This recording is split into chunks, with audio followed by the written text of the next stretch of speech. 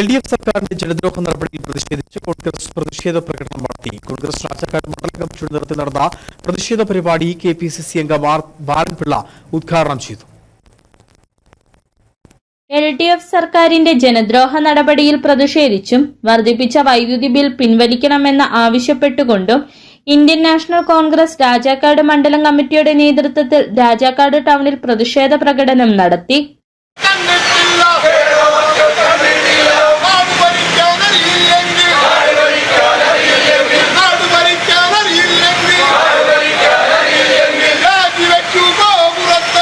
Oommen Chandy government ദീർഘകാല കരാർ അടിസ്ഥാനത്തിൽ 27 വർഷക്കാലം കരാറിൽ ഒപ്പുവെച്ചാണ് ആ ദീർഘകാല കരാർ നിലനിന്നിരുന്നതാകിൽ ഇന്നീ സംസ്ഥാനത്ത് വൈദ്യുതി ചാർജ് വർധനവ് ഉണ്ടാകില്ല എന്നും സംസ്ഥാനത്ത് ജനങ്ങളെ കൊള്ളയടിക്കാൻ വേണ്ടിയാണ് കരാർ റദ്ദാക്കിയതെന്നും KPCC മെമ്പർ ബാലൻപിള്ള പറഞ്ഞു. ഒരു യൂണിറ്റ് 16 പൈസ വെച്ച് വർദ്ധിപ്പിച്ചിരിക്കുക. ഫലത്തിൽ കൃഷിക്കാർക്ക് 25 പൈസയോളം വർധന ഉണ്ടാകും. അത്രമാത്രം നീതിരഹിതമായ രീതിയിലുള്ള കറണ്ട് ചാർജ് വർധനമാണ് പിണറായി സർക്കാർ ജനങ്ങളെ കൊള്ളയടിക്കുന്നതിന് തീരുമാനമെടുത്തിട്ടുള്ളത്.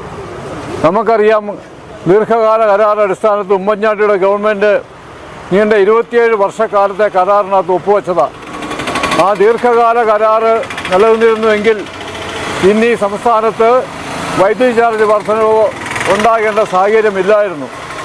അതുകൊണ്ട് കൂടുതൽ ഈ രാജ്യത്ത് നമ്മുടെ ഈ സംസ്ഥാനത്ത് ജനങ്ങളെ കൊള്ളയടിക്കുന്നതിന് വേണ്ടിയിട്ടാണ് ആ കരാറ് പിണറായി വിജയൻ്റെ ഗവൺമെൻറ് വന്ന് 4 വർഷക്കാലം ആദ്യത്തെ ഗവൺമെൻറ് പിന്നിട്ട് കഴിഞ്ഞപ്പോഴത്തേക്കും പഴയ ആ കരാറ് റദ്ദ് ചെയ്തുകൊണ്ട് പുതിയ കരാറ് വയ്ക്കുന്നതിനുള്ള തീരുമാനമെടുത്തത്. അതിൻ്റെ ഫലമായിട്ടാണ് വൈദ്യുതി ചാർജ് അടിക്കടി വർദ്ധിപ്പിക്കേണ്ട സാഹചര്യത്തിലേക്ക് ഈ ഗവൺമെൻറ് ചെന്നെത്തിയിരിക്കുകയും ജനങ്ങളെ കൊള്ളയടിക്കുകയും ചെയ്യുന്നത്. ഒരു കൊള്ള സർക്കാരാണ് ഈ സംസ്ഥാനം ഭരിച്ചുകൊണ്ടിരിക്കുന്നത്. മണ്ഡലം president Joshy Kanyakuzhi, MB Jose, Lijo Mundaplackal, Benny Palakkatt, MD Thomas, Tins, Sini മൂലങ്കുഴിയിൽ, Thankachan Pulickal, Aji Kattumanackal, KK Rajan, Sajo Pulplackal, Nandakumar, CG, Kingini Rajendran, Sujith TK എന്നിവർ നേതൃത്വം നൽകി.